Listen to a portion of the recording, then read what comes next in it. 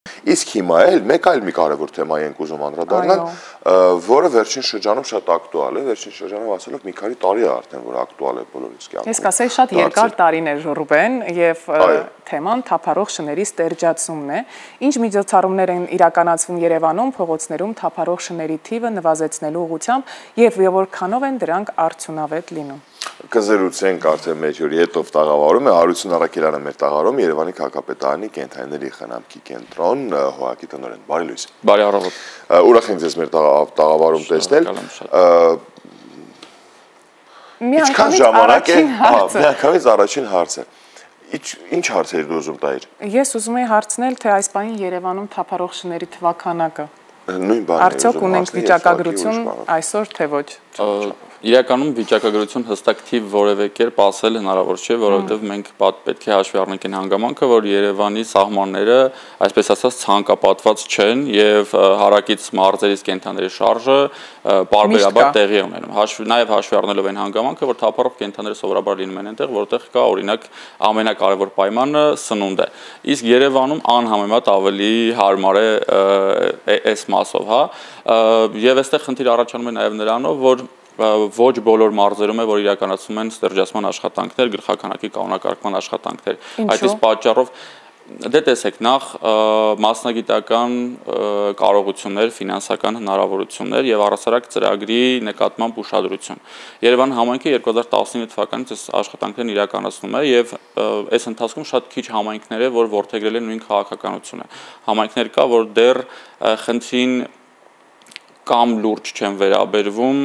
կամ պատկերացնում են, որ ինչ-որ գեղեցիկ օր հնարավոր է վերադառնան հին բարքերին, երբ որ են ամոթալի պրակտիկան կար, կամ սպասում են, որ կենդանները մի օր ուղղակի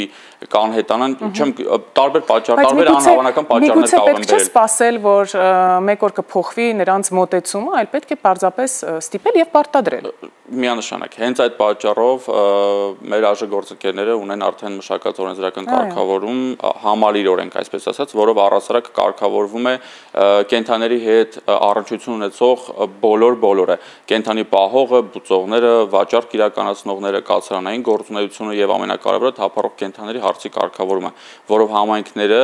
արդեն պարտավորված կլինեն իրականացնել հստակ ծրագիր գլխաքանակի կանոնակարգման բնականաբար ստերջացման եղանակով։ Այստեղ նաեւ հնարավոր այս կարգավորումը կտա հնարավորություն նաեւ այդ համայնքներին ֆինանսական օժանդակություն տալու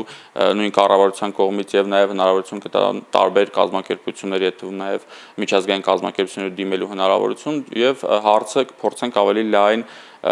մասշտաբով, այսպես ասած, լուծել, որտեղ այլ դեպքում մենք կարող ենք պարբերաբար Երևանում աշխատանք իրականացնել, բայց վերջն արդյունք այդպես էլ չտեսնենք։ Լավագույն բանը, որ տեսնենք, դա հիվանդությունների տեսանկյունից այդ կանխարգելիչ աշխատանքներն են, որ գոնե ապահով կլինենք այդ կենդանների հիվանդ չեն լինի, ամենավտանգավոր հիվանդությունը կատաղություն հիվանդության մասով ապահովված կլինենք, որովհետև եւ պատվաստում եւ վերապատվաստում է իրականացվում։ Եվ նաեւ այդ ոհմակների առկայությունը հնարավորինս կնվազեցնենք, բայց ընդհանուր մոտեցում, որ մի օր թափառող շներին չենք տեսնի փողոցում կամ գոնե շատ քիչ կտեսնենք, դեռ միայն Երևանով դա հնարավոր չէ։ Լավ, բայց վերջին շրջանում ինչ-որ շատացել են շները, քչացել են կատուները, շատացել են շները։ Իրականում շատ տարբեր, այսպես ասեմ, կարծիքներ պարբերաբար լսում ենք նաև, որ բակերում մեր շներին տարել եք, մեր խնամքի տակ գտնվող շներին տարել եք, կատուներն են լցվել, հակառակը։ Չէ, քիչ առաջ մենք մեր ընկերոջից լսեցինք, որ շները քանի որ շատացել են, կատուներին վնասում են այտենց։ Նման դեպքեր եւս կարող ենք հանդիպել ամեն դեպքում գործ ունեն կենդանի օրգանիզմների հետ, որոնց մի մասն են կազմում այդ տեսակների միջև խնդրին վերադառնանք ստերջացմանը, ինչ փուլերով է կատարվում, ինչ հաճախականությամբ է արվում կամ ինչ փուլում ենք այս բանին գտնվում։ Նախ կազմակերպությունը աշխատում է շաբաթը 7 օր, վաղ առավոտից մինչև կեսգիշեր կարելի ասել եւ աշխատանքային խմբերը Երևանի փողոցներում, բակերում դուրս են գալիս, փորձում են թափառող կենդանների ոհմակներ գտնել, բռնել կենդանիներին, շարժում են նաև ահազանգերով, հա, երբ որ քաղաքացիներ են մեր բողոքում հարձակման, կծման դեպքերի, ոհմակների, հիվանդ կենդանիների տեղափոխվում են կազմակերպության կլինիկա, որտեղ պարտադիր անցնում են բժշկական հետազոտություններ վտանգաբերի վարակիչ հիվանդությունների նկատմամբ։ Ինչքան է ժամանակ այդ, որ ասում են ինչ-որ մի պրոցես, այդ ընթացքը։ Հետազոտություն, ստերջացում 3 օրից ավել չի անցնում։ Մեկ շան վրա ինչքան ժամանակ եք ծախսում։ Քանի օր եք ծախսում։ Մեկ օրում հնարավոր է նույն կենդանուն, եթե օրինակ առավոտյան կենդանին արդեն կլինիկայում է, հնարավոր է այդ կենդանուն հետազոտել, եթե ամեն բան նորմալ է իրան վիրատել, մեկ օր պարտադիր կմնա, եթե հետվիրատական որևէ խնդիր չունի, արդեն հետ կվերադառնա։ Բայց մեծ այդ, այսպես ասած, օրերը, որպեսզի կարողանանք ասել, 3 օրից ավել հաստատ չի գնա, եթե կենդանին որևէ այլ խնդիր չունի։ Մենք բայց ունենք բոլոր տեսակի պայմանները, մնում է ձեզ մոտ կացարանում, թե արդեն իսկ բաց եք թողնում փողոց։ Մենք հիմնականում կենդանիներին բաց ենք թողնում, որովհետև այս պահին չունենք համալիր, այսինքն ճիշտ կացարան, այսպես ասած, կացարան, որտեղ հնարավոր կլինի երկար ժամանակով կենդաններ պահել։ Այդ իսկ պատճառով ունենք կացարանի նախագիծ, որը արդեն փորձաքննություններն անցել է, հիմա համալիր փորձաքննության փուլում է եւ 1-2 շաբաթ հետո փորձաքննությունից նախագիծը հետ կվերադառնա, շինարարություն կսկսենք ու հույս ունենք տարեվերջին կունենանք մի կացարան, որը հարմարեցված կլինի մոտավորապես 300 շան մշտական պահման համար։ Ինչի եմ նշում մշտական, որովհետև կացարանը շատ-շատերը պատկերացնում են, որ ուղղակի վանդակներ են, որտեղ այդ կենդանիները փակված են, դա կացարան չի, դա կենդանիներին, չգիտեմ, բռնության ենթարկելու մի միջոց է, որտեղ կացարանը այն տարածքն է, որտեղ այդ կենդանին կարող է ազատ տեղաշարժվել, ապահովված լինել սնունդով եւ բնականաբար բժշկական ծառայություններով։ Մենք իհարկե այդ կացարանում կփորձենք պահել այն կենդանիներին, որոնց հետագայում հնարավոր կլինի խնամակալության կամ ավելի հայտնի բառով ասած որդեգրության հանձնել, ինչը ի ուրախություն մեզ Երևանում գոնե թե թվերը աճել են, այսինքն մեր հասարակության մոտ թվերն են, չէ՞, աճել, ովքեր որ զբաղվում են, որդեգրությունների թվերն է աճել։ Եվ նաև անհատների կողմից ուշադրությունը մեծացել է։ Ամեն դեպքում քիչ-քիչ ձևավորվում է,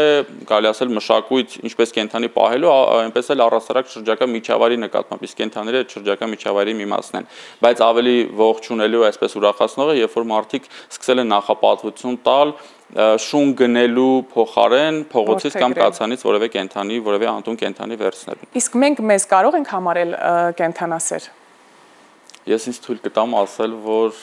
առանձնապես ոչ, որովհետև շատ են դաժան վերաբերմունքի դեպքերը, շատ են անպատասխանատու վերաբերմունքի դեպքերը, ամեն դեպքում մեր փողոցում, երբ որ մենք ուղղակի հիմա ցանկացած փողոցով քայլելից հնարավոր չէ չհանդիպենք մի թափառող կենդանի, որը ունի հստակ ցեղատեսակ։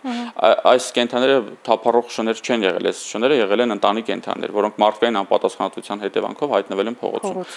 Ավելի վատ վերաբերմունք կան տանը պահած կենդանուն փողոցում թողնելն է, ես չեմ կարող ասել, որտեղ այդ կենդանին նախ փողոցում չի կարող երկար ապրել, սովոր չէ կեր հայթայթելուն ու դրսի պայմաններին, ինչպես նաև տեսակներ կան, որոնք առհասարակ փողոցում վտանգավոր են մարդկանց համար, որտեղ այդ կենդանիները չգիտես ինչ ռեակցիա կարող են տալ մարդկանց տեսնելիս։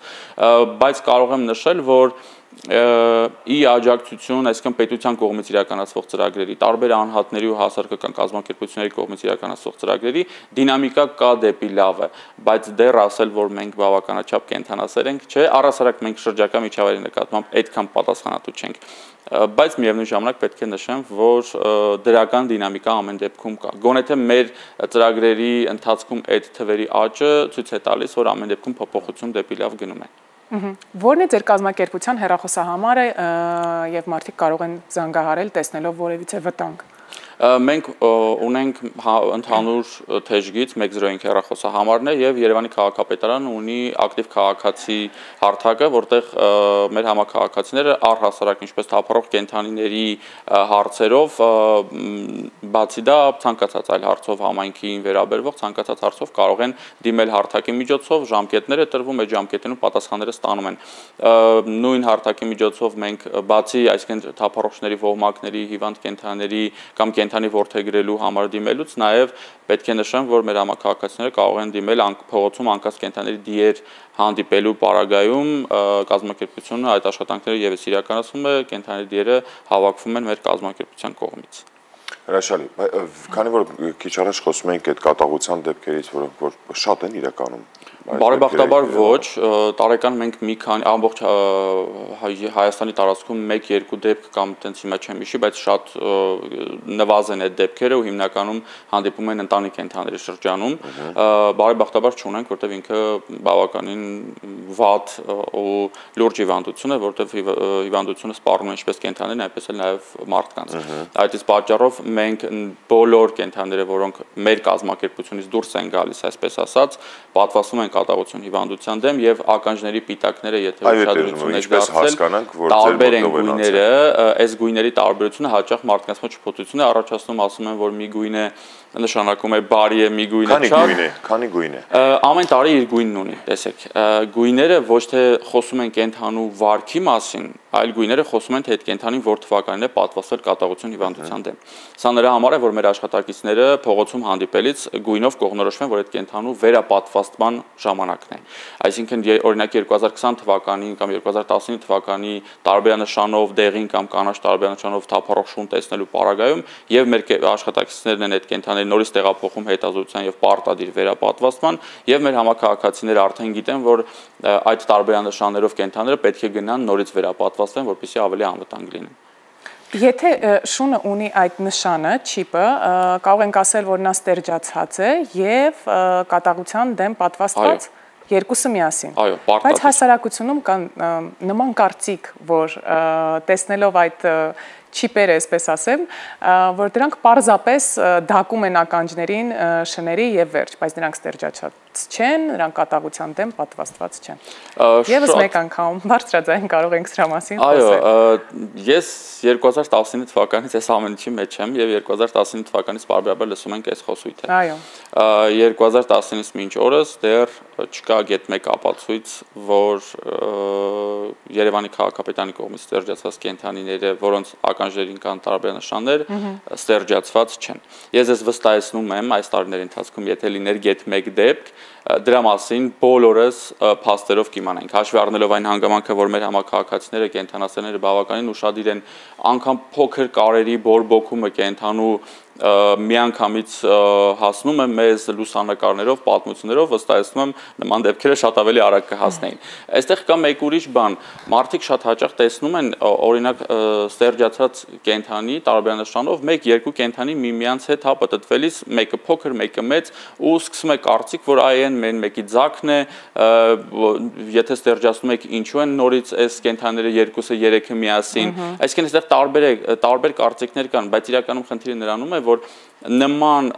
թեզեր, այսպես ասած, առաջ քաշողների հիմնական մասը ուղղակի չի ուզում թափառող կենդանի տեսնել եւ այդ մարդիկ ընդհանրապես եւ այդ մարդիկ ավելի շատ դեմ են ստերջացման ծրագրին, չեմ ուզում ասել թե հակառակը ինչի են կողմ, բայց դա է, այսինքն ամբողջ խնդիրը նրանում է, որ մեր հասարակության ինչ որ զգալի զանգված ուղղակի չի ուզում փողոցում բակում թափառող շուն տեսնել։ Ես ընդունում եմ, մարդիկ կարող են վախենալ, կարող են վախեցած լինել, որոշները կարող են առասարակ չսիրել, որևէ բան չունենք այս մասով ասել, բայց պետք է նշենք, որ այս հարցի կարգավորումը րոպեական չէ, ավելին րոպեական կամ չգիտեմ շատ արագ հարցի լուծումը այլ խնդիրների կարող է բերել նույն կրծողների, նույն առնետների թվականակի ավելացում կարող է բերել։ Դրա համար պետք է ժամանակով արնել, փուլային անել, ինչպես արվել է ամբողջ առաջադեմ աշխարհում։ Շնորհակալություն Արություն։ Ես եմ շնորհակալ։ Կարևոր թեմաների անդրադարձանք ձեր շնորհիվ, ձեզ լավ ենք մաղթում, իսկ հիմա կարծես թե արդեն պետք է շտապենք, որ խոսքը փոխանցենք մեր գործընկերներին, ովքեր սպասում են ներկայացնել նորվա լրատվությունը։